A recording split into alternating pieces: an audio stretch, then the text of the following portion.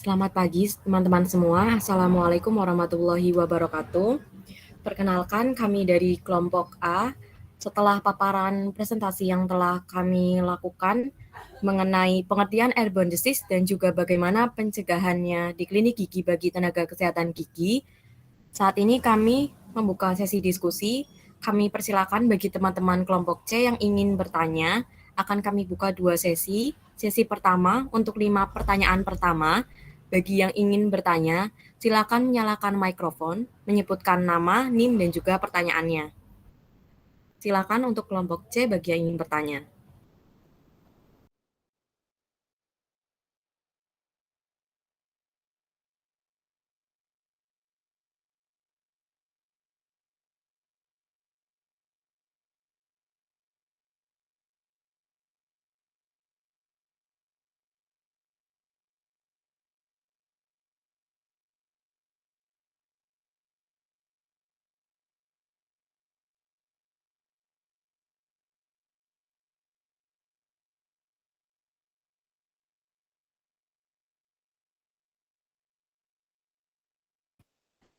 Bagi kelompok C yang ingin bertanya, kami persilahkan.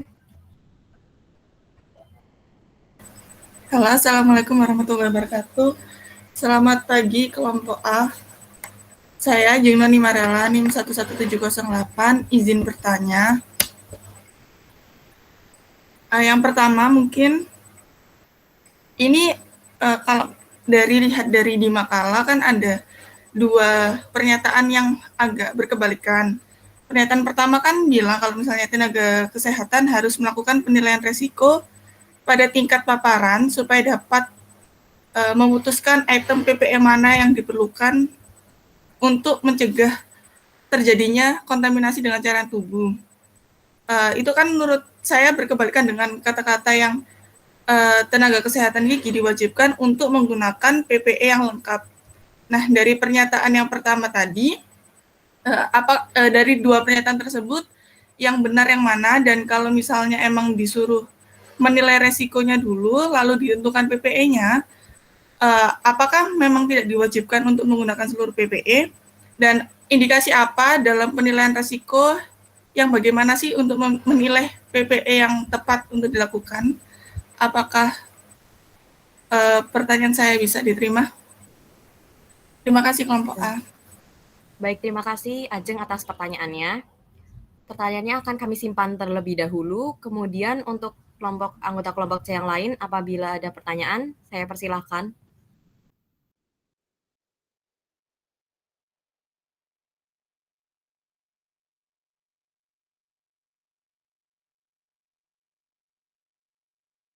Mungkin dari Umi Mukaroma ada yang ingin ditanyakan.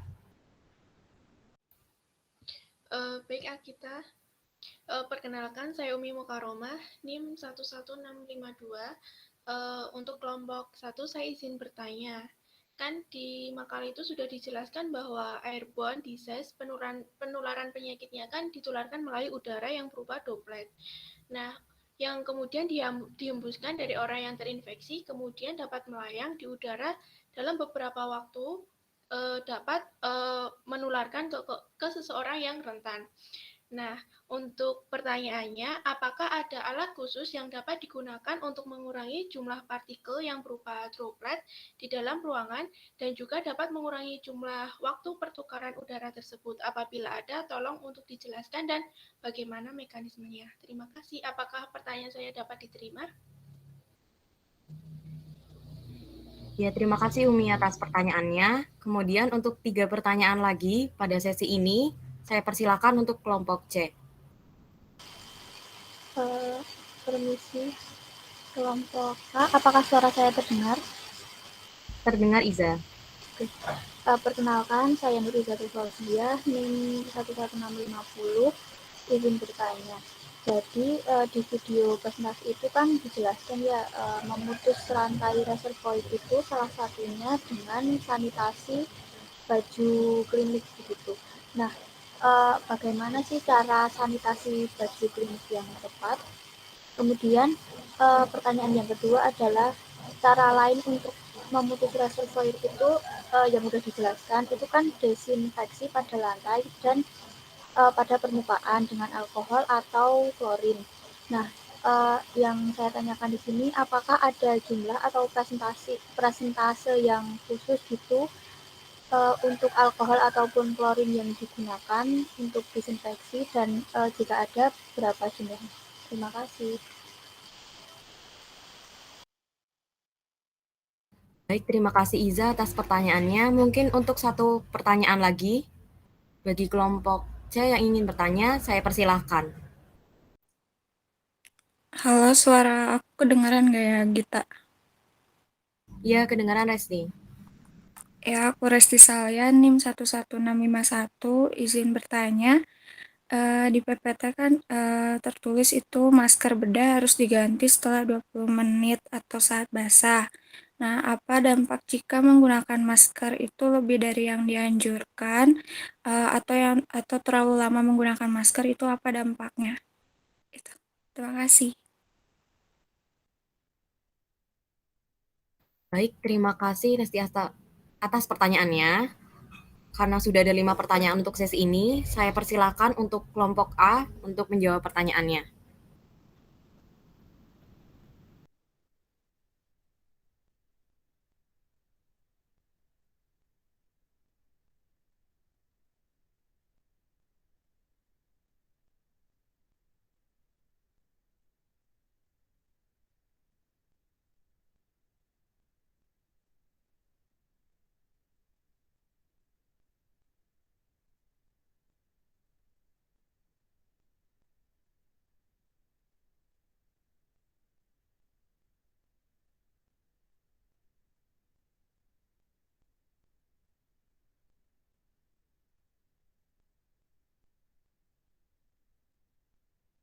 Untuk Afira, saya persilakan untuk menjawab pertanyaan.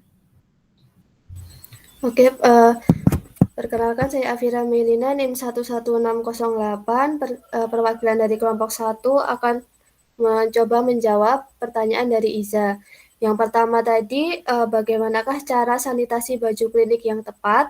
Jadi, baju penggunaan scrub merupakan salah satu sanitasi yang ada di klinik. Di mana baju scrub sendiri kan memiliki desain yang sederhana sehingga mengurangi dampak kontaminasi dan memudahkan dalam pencucian.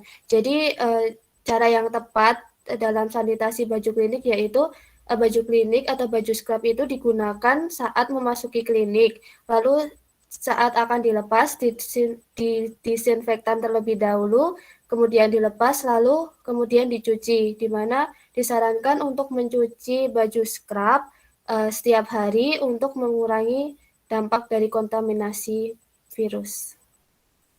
Lalu untuk pertanyaan yang selanjutnya yaitu cara lain untuk memutus reservoir yaitu dengan disinfeksi pada lantai dan pada permukaan dengan alkohol atau klorin. Apakah ada jumlah atau persentase alkohol ataupun klorin yang digunakan untuk disinfeksi? Lalu jika ada, berapa jumlahnya?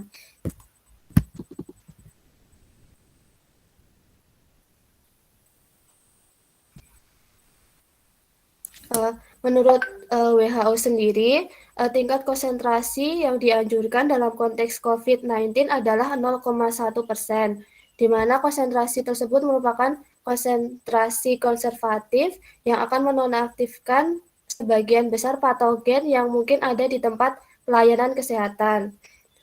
Namun, konsentrasi itu juga dapat bervariasi sesuai dengan peraturan nasional dan formulasi dalam pembuatannya.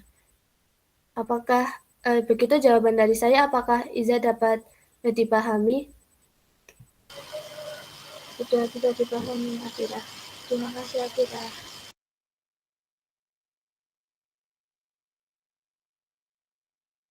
Baik, terima kasih Afira atas jawabannya. Untuk anggota kelompok A lain, mungkin ada yang ingin menjawab pertanyaan yang lain? Saya Arini Fadila Pasya, NIM 11610, izin menjawab pertanyaan dari Umi, yaitu pertanyaannya apakah ada alat untuk mengurangi jumlah partikel yang berupa droplet di dalam ruangan dan dapat mengurangi jumlah waktu pertukaran udara. Jadi jawabannya yaitu ada Nama alatnya itu air purifier, biasanya dilengkapi dengan HEPA filter. Sebelumnya mohon maaf apakah suara saya terdengar? Terdengar, Arin. Baik, terima kasih. Saya lanjutkan ya. Jadi ada nama alatnya itu air purifier HEPA filter. Jadi air purifier HEPA filter ini merupakan penyaring udara yang memiliki bentuk berupa lipatan-lipatan. Nah, aerosol dan droplet seseorang yang terinfeksi COVID-19 pada saat batuk, bersin, atau berbicara dapat tersaring melalui air purifier. Karena air purifier ini berfungsi untuk mengurangi jumlah partikel infeksius di udara dan memberikan perlindungan yang lebih baik. Nah, air purifier yang dilengkapi dengan HEPA filter ini dapat menyaring partikel berukuran 0,1 sampai 0,3 mikron. Lalu untuk cara kerja air purifier ini cukup sederhana, jadi alat ini akan menyedot udara di ruangan dengan bantuan kipas yang ada di dalamnya, kemudian disaring oleh filter. Nah, filter ini mampu membersihkan dan menyaring udara dari debu, polusi, serta berbagai macam kuman dan virus. Setelah melewati proses penyaringan tersebut, air purifier ini dapat mengeluarkan udara yang segar dan bebas polusi. Lalu ada contoh penelitian yang meneliti tentang air purifier dengan COVID-19. Jadi pada suatu ruangan itu telah dipasang 2 air purifier. Lalu di dekatnya itu ada orang yang terinfeksi COVID-19. Pada hasilnya, alat air purifier HEPA ini dapat mengurangi paparan aerosol sebesar 65%.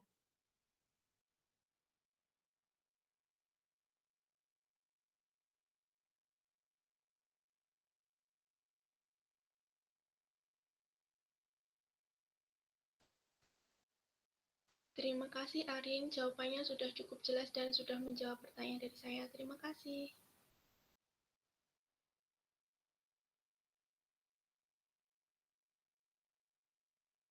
Baik, terima kasih Arin atas jawabannya. Mungkin saya ingin sedikit menambahkan jawaban untuk pertanyaan dari Arin terkait instrumen yang dapat mengurangi jumlah partikel berupa droplet di dalam ruangan. Jadi selama pemeriksaan ada suction yang bisa digunakan.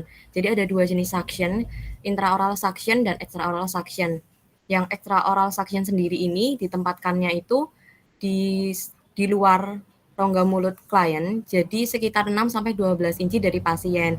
Fungsinya sama dengan intraoral suction supaya aerosol yang keluar dari rongga mulut klien selama proses perawatan ini dapat dibersihkan. Dan kemudian bagaimana cara kerjanya? Cara kerjanya itu jadi di dalam aerosol suction ini, di dalam extraoral suction maksud saya, ada yang namanya sterilizer unit. Ini fungsinya sama kayak air purifier, jadi ada 4 mekanisme untuk penyaringannya. Yang pertama itu adalah penyaring utama. Di penyaring utama ini, udara yang kotor ini akan dipisahkan dengan udara yang bersih. Kemudian nanti penyaringan selanjutnya itu akan dilakukan sterilisasi dengan sinar UV. Kemudian setelah disterilisasi dengan sinar UV, nanti akan dilakukan sterilisasi dengan ion plasma, sehingga mikroba dan virus yang terkontaminasi di dalam aerosol itu dapat terbunuh. Lalu kemudian yang terakhir itu adalah penyaringan HEPA. Tadi sudah dijelaskan oleh Arin juga, jadi penyaringan HEPA ini supaya mengoptimalkan penyaringan yang sebelum-sebelumnya. Seperti itu, Umi. Terima kasih Akita atas tambahannya, cukup menjawab pertanyaan dari saya. Terima kasih. Ya baik, terima kasih atas pertanyaannya juga Umi. Lalu selanjutnya untuk pertanyaan yang lain, apa ada kelompok A yang ingin menjawab? Baik, saya Hani Indah Pratiwi izin menjawab pertanyaan dari Resti Salia. Dampak jika menggunakan masker lebih dari yang dianjurkan atau terlalu lama. Jadi jika menggunakan masker dalam waktu yang lama itu bisa menyebabkan jumlah bakteri atau virus atau jamur itu lebih tinggi. Tapi kalau patokannya itu itu misalnya pakai 20 menit, itu kan pasti susah untuk menghitungnya. Jadi bisa dikira-kira apabila masker itu sudah basah. Jadi seperti misalnya pada saat menggunakan ultrasonic scaling, kan itu bisa mentransmisikan banyak aerosol.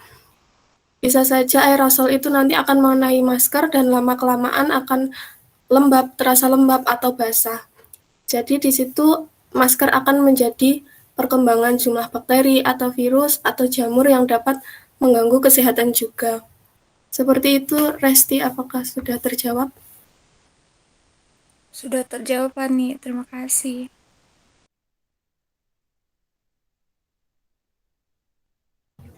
Baik, terima kasih Hani atas jawabannya.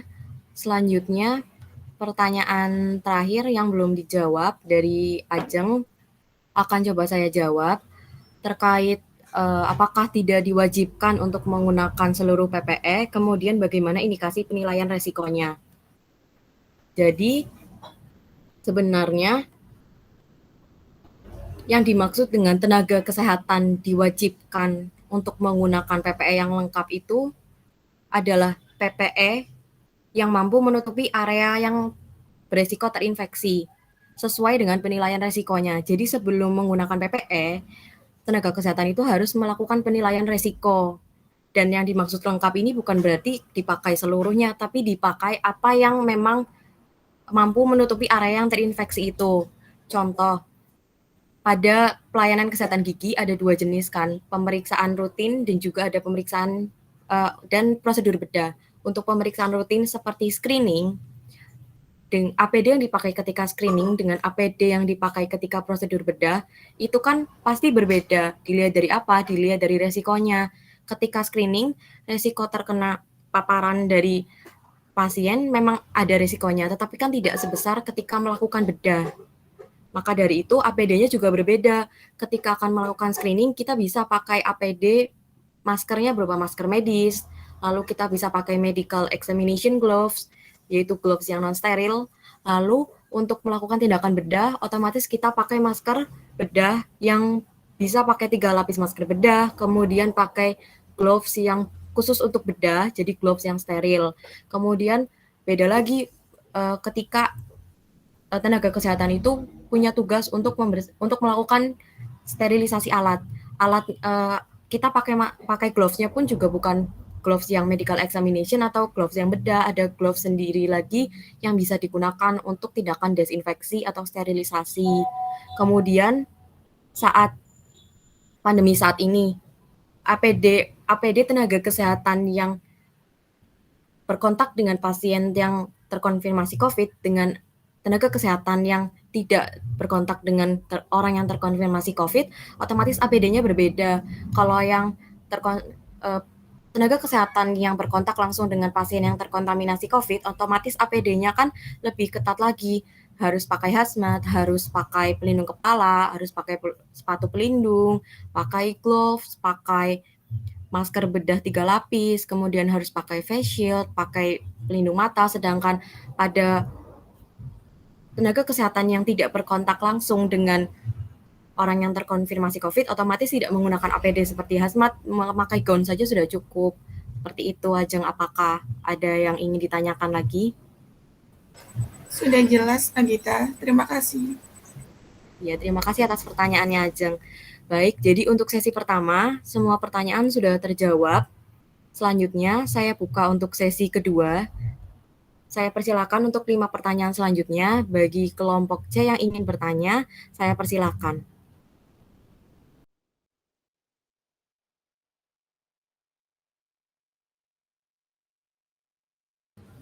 Saya Adventia Pinkan, mohon izin bertanya, NIM 11707.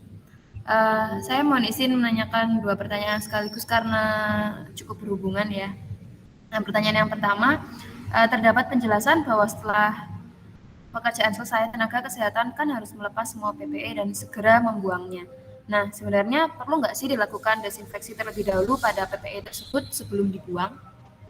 Kemudian pertanyaan yang kedua adalah, bagaimana prosedur yang bisa dilakukan untuk PPE yang nggak sekali pakai gitu, yang bisa dipakai ulang seperti face shield atau goggles gitu setelah digunakan? Gitu Agita, bisa diterima pertanyaannya? Ya, terima kasih Pinkan atas pertanyaannya. Kami Terima simpan kasih. terlebih dahulu. Untuk yang lainnya, apakah ada pertanyaan?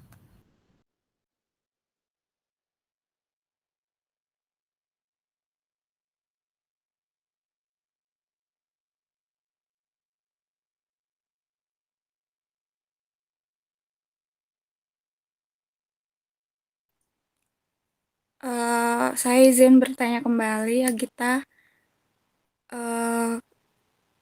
Selain PPE yang lengkap itu, apakah pada saat COVID-19 ini tata kelola ruangan di klinik itu ada yang berbeda atau tidak? Seperti itu. Terima kasih. Baik, terima kasih Resti atas pertanyaannya. Untuk anggota kelompok C yang lain, apabila ada pertanyaan lagi, saya persilakan. Mohon izin bertanya kita. Mohon maaf Umi, sepertinya suaranya terlalu kecil. Oh, apakah suara saya sudah terdengar ya kita? Belum. Bisa bicara ulang? Apakah suara saya terdengar Akita? Ya, sudah bisa. Oh ya. Baik Akita, saya izin bertanya. Setelah dokter gigi atau asisten dokter gigi kan setelah melakukan perawatan kepada pasien, kemungkinan besar kan mereka terkontaminasi ya. Apa ADP-nya, APD-nya. Nah, apakah ada ruang khusus untuk melepaskan APD tersebut dan jika ada bagaimana tata kelola ruangannya? Terima kasih.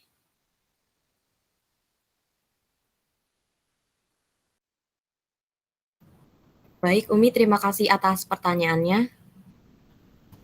Untuk selanjutnya, mungkin satu pertanyaan lagi dari kelompok C. Kelompok A izin bertanya, saya Ajeng dari kelompok C. Tadi kan sudah dijelaskan bahwa salah satu pencegahan yang dilakukan untuk ngurangin penyebaran airborne disease kan untuk ngurangin penggunaan AC. Maksudnya di sini kan yang saya tangkap, mungkin kalau sudah tidak digunakan, AC-nya dimatikan gitu. Karena kalau salah mau dikoreksi ya, karena kalau adanya AC kan jadi penyebaran mikroorganisme yang penularannya lewat airborne kan jadi lebih nggak terkendali. Jadi kalau misalnya di sini di sini maksudnya apakah benar dimatikan ketika udah nggak digunakan atau kalau misalnya sebenarnya kan interaksi yang paling intens kan ketika dokter sedang menangani pasien. Jadi apakah AC-nya dimatikan dalam hal ketika sudah tidak digunakan atau justru ketika kita memeriksakan atau ketika interaksi dengan klien. Lalu apakah bila hal demikian benar, apakah hal tersebut efektif untuk tidak menggunakan AC atau bagaimana? Mohon dijelaskan. Apakah bisa diterima? Bisa diterima, Ajeng. Terima kasih atas pertanyaannya. Terima kasih. Jadi sudah ada 5 pertanyaan. Izinkan saya untuk mereview ulang pertanyaannya. Jadi pertanyaan pertama dari Pinkan, apakah perlu dilakukan desinfeksi terlebih dahulu sebelum PPE dibuang dan bagaimana prosedur yang bisa dilakukan untuk PPE yang dipakai ulang setelah digunakan? Kemudian untuk pertanyaan dari Lesti, bagaimana tata kelola ruangan pada saat COVID-19 ini? Lalu pertanyaan dari Umi, apakah ada ruang khusus untuk melepas APD dan bagaimana tata kelola ruangannya? Lalu pertanyaan terakhir dari Ajeng adalah tentang penggunaan air conditioner, sebaiknya seperti apa dan apakah pencegahan tersebut efektif untuk dilakukan? Bagi kelompok A yang ingin menjawab pertanyaan, saya persilakan.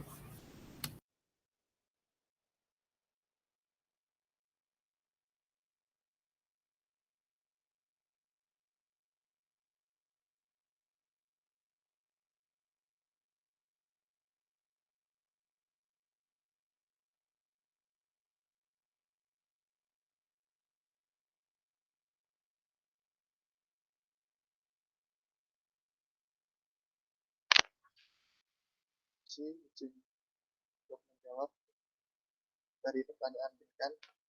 Perkenalkan, nama saya Novian Cahyo, NIM 11248, izin menjawab dari pertanyaan Binkan, yaitu tenaga kesehatan harus melepas semua TBE dan segera membuangnya. Semoga dilakukan desinfeksi terlebih dahulu pada TBE sebelum dibuang, yaitu perlu dilakukan desinfeksi terlebih dahulu.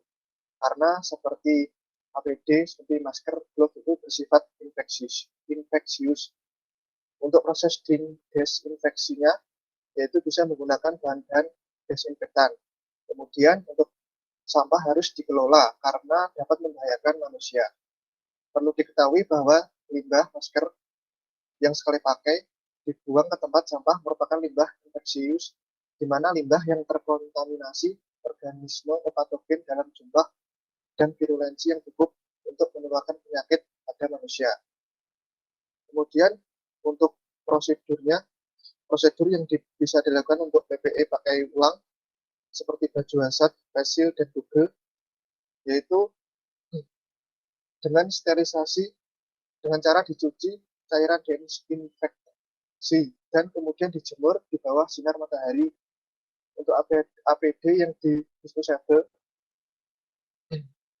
yaitu diinfeksi kemudian dibuang di limbah infeksius. Mungkin dari teman-teman ada yang mau menambahkan?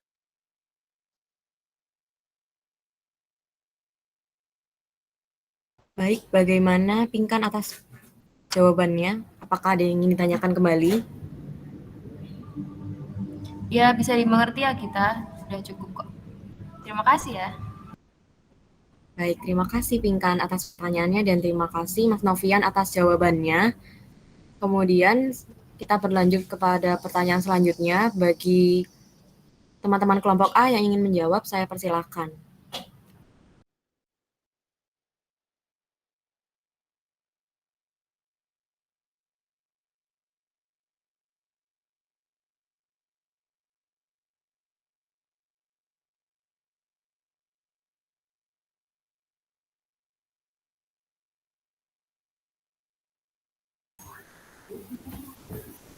Baik, saya Hani Indah Pratiwi izin menjawab pertanyaan dari Resti Salya.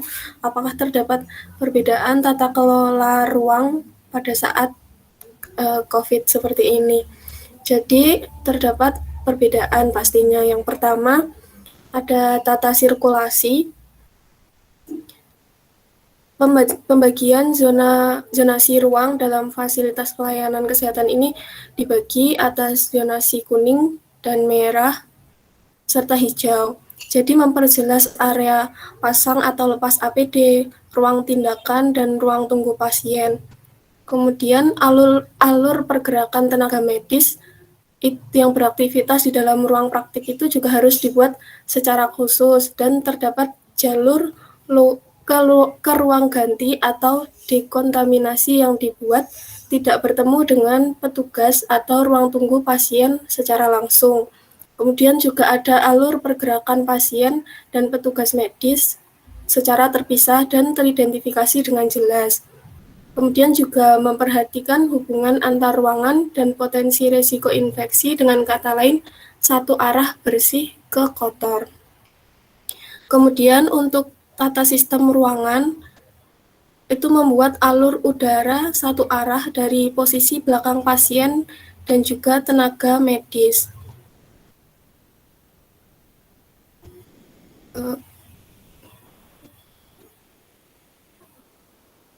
Kemudian juga penggunaan material harus mengaplikasikan material yang mudah dibersihkan, antibakteri, dan tanpa celah.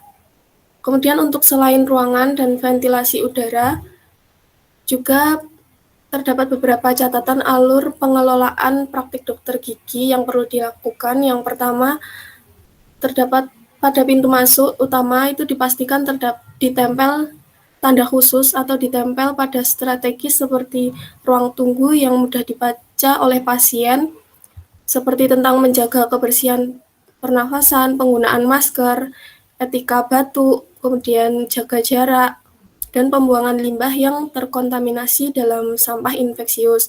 Kemudian juga dipasang penghalang kaca, plastik, atau fiber pada meja bagian penerima tamu, ketersediaan masker dan hand sanitizer. Kemudian juga kursi tunggu ditata dengan letak yang sebaiknya terpisah 1 meter antar pasien. Kemudian tempat sampah juga harus dengan penutup dan mudah terlihat oleh pasien. Kemudian ruang sterilisasi harus dioperasikan oleh tenaga yang terlatih. Kemudian yang ketiga ada tata suasana. Jadi untuk suasana ruang itu harus mempertegas area tindakan dan konsultasi. Lemari alat-alat harus tertutup dan minim aksesoris ruang. Kemudian penggunaan kisi-kisi bukaan yang dominan untuk aliran udara dalam ruangan serta perletakan perabot searah dengan letak pintu dan jendela bangunan. Seperti itu, Resti. Baik, sudah terjawab, Hani. Terima kasih. Baik, terima kasih atas pertanyaannya Resti dan juga terima kasih atas jawabannya Hani. Mungkin saya ingin menambahkan sedikit untuk pertanyaan Resti terkait tata kelola ruangan. Tata kelola ruangan pasti berbeda, tetapi ada beberapa hal yang sama dan perlu dioptimalkan. Contohnya, tadi sudah disebutkan terkait tata udara, sistem tata udara di dalam klinik gigi, dalam ruangan pemeriksaan gigi.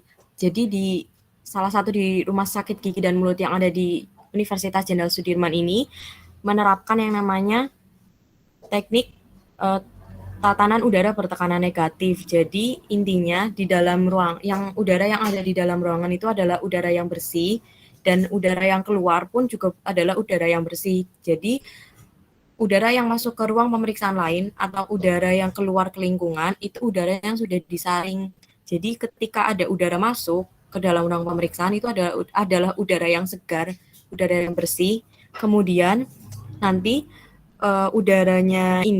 udara di dalam ruang praktiknya itu dibuat lebih rendah dibandingkan udara ruangan yang ada di sekitar, sehingga nanti udaranya mengalir ke satu arah dan kemudian udara yang kotor ini akan masuk ke saluran udara. Di saluran pembuangan udara ini ada yang namanya sistem filtrasi HEPA atau High Efficiency Particulate Air, di mana nanti udara yang kotor yang masuk ke saluran itu akan disaring. Jadi yang keluar itu adalah udara yang bersih, sehingga udara di luar ruangan selain di ruang pemeriksaan itu juga tetap bersih. Lalu kemudian terkait bagaimana ruangannya di rumah sakit umum yang pernah saya datangi di bagian poligiginya itu ada 2 dental chair dalam satu ruang pemeriksaan. Jadi ada 2 dental chair dan ada 2 dokter, di mana nanti 2 pasien itu bisa langsung diperiksa saat itu juga bersamaan. Akan tetapi karena saat pandemi ini, otomatis tata kelola ruangannya berbeda. Jadi hanya ada 1 dental chair dan yang dapat memeriksa pun hanya 1 dokter. Jadi pemeriksaan setiap pasien itu pemeriksaannya dilakukan di ruangan yang berbeda. Seperti itu, Resti. Apakah ada yang ingin ditanyakan lagi? Sudah cukup jelas, Agita. Terima kasih. Baik, terima kasih. Kemudian untuk pertanyaan selanjutnya dari kelompok A, saya persilakan untuk menjawab.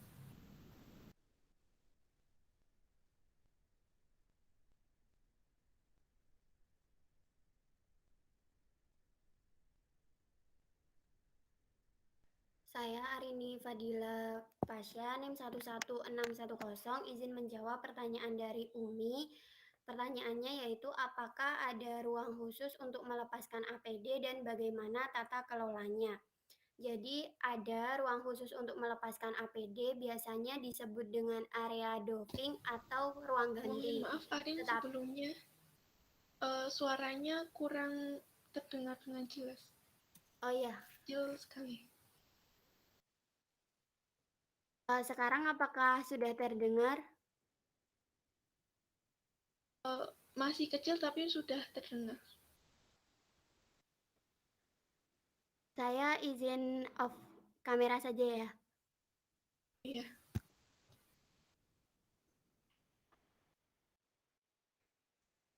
Jadi izin melanjutkan, ada ruang khusus untuk melepaskan APD, yaitu area doffing atau ruang ganti. Tetapi khusus untuk sarung tangan, kan biasanya kita menggunakan sarung tangan itu double ya. Jadi untuk bagian luar itu dapat diganti segera setelah melakukan satu prosedur medis dengan kontaminasi yang signifikan. Tetapi selain itu, untuk melepaskan APD itu berada di area doffing atau ruang ganti. Lalu untuk tata kelola ruang yang digunakan untuk melepaskan APD, di dalam ruangan harus ada tempat sampah medis. Jadi memudahkan tenaga kesehatan untuk membuang APD yang telah dipakai. Dan di dalam ruangan sebaiknya bisa menggunakan air purifier sehingga ruangan tersebut itu memiliki udara yang baik dan air purifier dapat memfilter udara yang ada di ruangan tersebut. Untuk letak ruangan yang digunakan untuk melepaskan APD biasanya dekat dengan kamar mandi, sehingga memudahkan tenaga kesehatan untuk mencuci tangan atau membersihkan diri setelah menggunakan APD. Begitu, Umi. Baik, Arin sudah cukup menjawab pertanyaan dari saya. Terima kasih.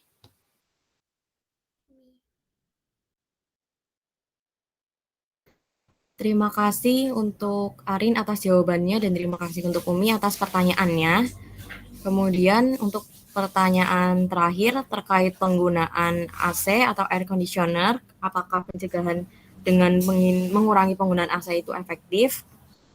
Saya akan mencoba menjawab pertanyaan tersebut. Jadi, dalam penggunaan AC sendiri itu, sebenarnya penggunaan AC di dalam klinik, mohon maaf, suara saya terdengar dengan jelas atau tidak? Jelas. Gitu.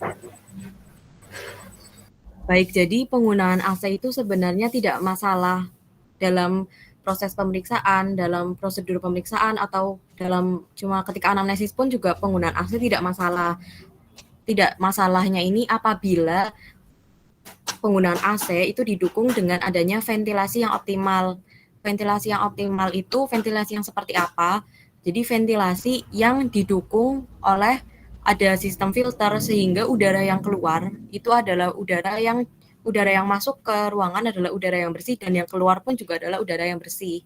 Kemudian juga dalam penggunaan AC itu tidak boleh dinyalakan terlalu panas ataupun terlalu dingin karena beberapa studi itu menjelaskan bahwa infeksi airborne disease contohnya adalah yang seperti yang disebabkan oleh virus SARS atau yang saat ini SARS-CoV-2 itu menyatakan bahwa virus tersebut cenderung bertahan lebih lama pada yang suhu dingin dan yang kering sehingga penggunaan AC yang berlebihan yang terlalu dingin, terlalu panas dan apalagi tidak didukung dengan sistem ventilasi yang optimal itu tidak diperbolehkan karena menyebabkan penyebaran mikroorganismenya ini semakin besar sehingga resiko untuk penularannya juga semakin besar. Yang tidak baik tadi itu adalah ketika ruangan klinik yang sempit, kemudian dia ber-AC, kemudian tidak ada sistem ventilasi dan tata udara yang optimal, sehingga menyebabkan sirkulasi udaranya juga tidak baik. Jadi udara yang di dalam kotor, udara yang keluar pun juga kotor, sehingga udara yang di dalam ruangan pun tidak bersih, isinya adalah kontaminan dari bakteri atau virus dari pasien, sehingga menyebabkan risiko infeksi silangnya itu tinggi. Jadi kesimpulannya itu pencegahan yang efektif terkait tata udara itu adalah penggunaan AC-nya itu kita minimalkan dan penggunaan AC-nya itu harus tepat seperti yang tadi tidak terlalu panas dan tidak terlalu dingin. Boleh pakai AC, tapi itu tadi AC-nya diminimalkan, tidak terlalu panas dan tidak terlalu dingin. Terus juga harus ada sistem ventilasi yang baik. Sistem ventilasi yang baik seperti apa? Yang ada sistem filternya sehingga udara di dalam ruangan itu bersih, kemudian udara yang keluar pun juga bersih. Lalu juga seperti tadi sistem ventilasi yang tadi sehingga infeksi silangnya itu juga resiko infeksi silangnya itu lebih kecil. Begitu, apakah pertanyaan saya bisa menjawab? Bisa, Gita. Terima kasih. Baik, sama-sama, Jeng. Baik, sudah semua pertanyaan terjawab. Saya izin untuk mereview hasil diskusi pada hari ini. Jadi, diskusi pada hari ini terkait dengan pengertian airborne disease dan juga bagaimana pencegahannya pada klinik gigi bagi tenaga kesehatan gigi. Ada beberapa hal yang perlu diperhatikan. Dan topik pada diskusi ini kebanyakan adalah membahas mengenai penggunaan PPE, kemudian kemudian terkait tata kelola ruangan. Penggunaan PPE seperti apa? Penggunaan PPE yang baik adalah penggunaan PPE yang sesuai dengan penilaian resiko prosedur yang akan dilakukan. PPE yang sekali pakai harus kita buang pada sampah medis, di mana melepas PPE-nya dilakukan di dalam ruangan APD kotor, dan kemudian membersihkan diri seperti mandi, menggunakan kamar mandi yang letaknya ada di dekat ruangan APD kotor tersebut. Untuk PPE yang dapat digunakan kembali, dapat dilakukan desinfeksi menggunakan bahan desinfektan terlebih dahulu, lalu kemudian dapat dicuci dan dikeringkan di bawah sinar matahari. Kemudian penggunaan PPE seperti masker harus diganti ketika sudah dalam keadaan basah untuk meminimalkan adanya resiko bagi tenaga medis. Lalu terkait tata kelola ruangan yang baik untuk mencegah adanya airborne disease, yaitu dengan yang pertama adalah ruangan yang memiliki sistem ventilasi yang baik, sehingga udara yang ada di dalam ruangan adalah udara yang bersih dan udara yang keluar pun juga adalah udara yang bersih. Kemudian di ruangan dilakukan pemeriksaan hanya untuk satu orang pasien dan pasien lain diperiksa di ruangan yang lain. Kemudian terkait dengan ruangan APD diletakkan di dekat dengan kamar mandi sehingga tenaga kesehatan medis yang telah melepas PPE dapat langsung membersihkan diri pada kamar mandi. Sekian sesi diskusi pada hari ini terkait pengertian airborne disease dan bagaimana pencegahannya di klinik gigi bagi tenaga kesehatan. Saya cukupkan sekian untuk diskusi kali ini. Saya dari kelompok A meminta maaf apabila ada kekurangan selama diskusi ini. Saya cukupkan, terima kasih atas perhatiannya. Selamat pagi, wassalamualaikum warahmatullahi wabarakatuh.